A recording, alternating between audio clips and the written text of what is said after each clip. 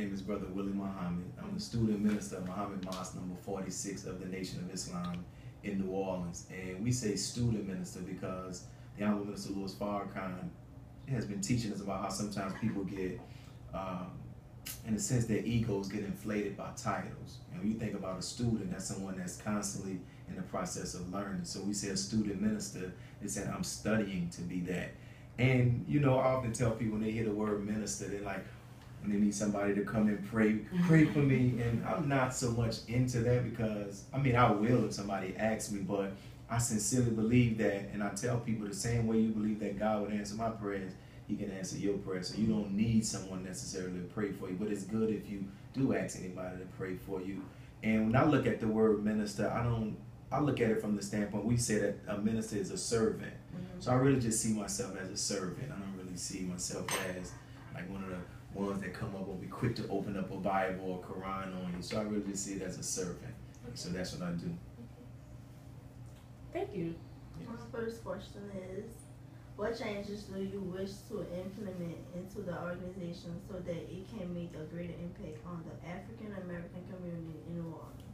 One of the things I want to do with our mosque, we call it a mosque, which is an Islamic word for a place of worship, is that I want us to increase the increase the option of services that we offer to people. You know, I don't want it to just be known for a religious place where someone comes to hear a sermon or a lecture on a Sunday.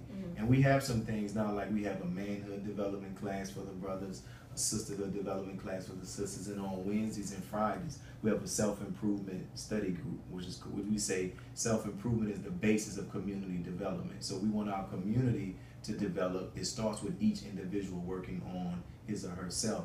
But some of the things that we're in the process to start offering is where people in the community, in particular around the neighborhood around our mosque, can come and get information about jobs, can get information about job training, if they need someone to help them with a resume, if they also want to get information about health, because we have a sister who's in our mosque, she's a nurse, and we also have a brother in our mosque, he's a cardiologist, a surgeon. And so where people can come and get information about that and even get their blood pressure checked.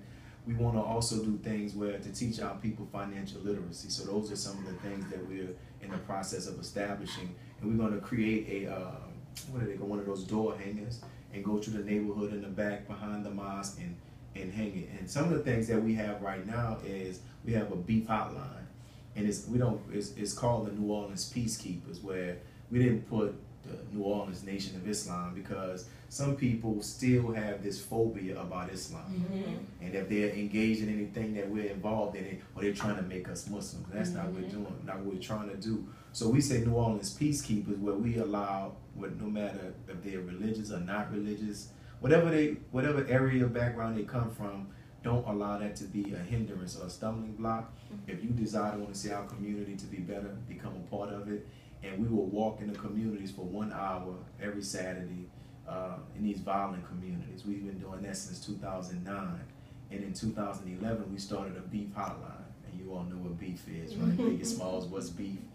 And the goal of it is to intervene between some of these street beefs before somebody loses their life, because it gets very, very tricky. It gets very, very complicated. And by God's grace, since 2009, we have successfully mediated about over 20. And what we do is the goal is to get them to come to a table. We choose a designated spot, a neutral spot, which is the mosque. Everybody is checked before they come in. Separate, one person sits on one side, another person sits on another side. We have a team of mediators. And we just let everybody talk about what their beefs, what do they think is the cause of their beef, and do they want to resolve it. And what I have found in doing those mediations, that at the very root of these street conflicts, which people are losing their lives about, is over foolishness. We had a mediation one time. We asked the two parties that were involved in this conflict, what were they so passionately wanting to kill each other about, and all of them stopped, and they were like, man, you know, I don't even know. How receptive are they to you, like in the beginning when you first approached them about how we have it is we put up billboards, and we were doing radio commercials, and if you go on YouTube, there's a clip, it's called New Orleans Peacekeeper Beef Hotline, and we will get calls. So the people will call, and we don't discuss a lot with them on the phone. We just set up a meeting with them, and we find out the who, what, when, why they're beefing, and if they, then we try to establish contact with the other rival party. And once we do that, we let the person know that, hey, Ray Ray wants to end the beef. He's not interested in it anymore. We want y'all to come to the table. And the majority of them have come to the table. If they don't come to the table, we at least get them to say, hey, if he doesn't do anything, I won't do him anything. So it's for those who call, if they make that phone call, that means that they want to do it. Now, to show you how powerful hip hop music is, there's a deceased rapper.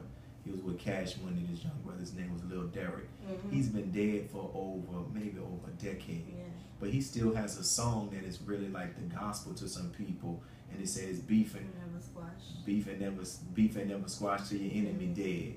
And we run into some young brothers who didn't even know him, and they repeat that same verbiage. But we tell them that, listen, I know you may feel like beef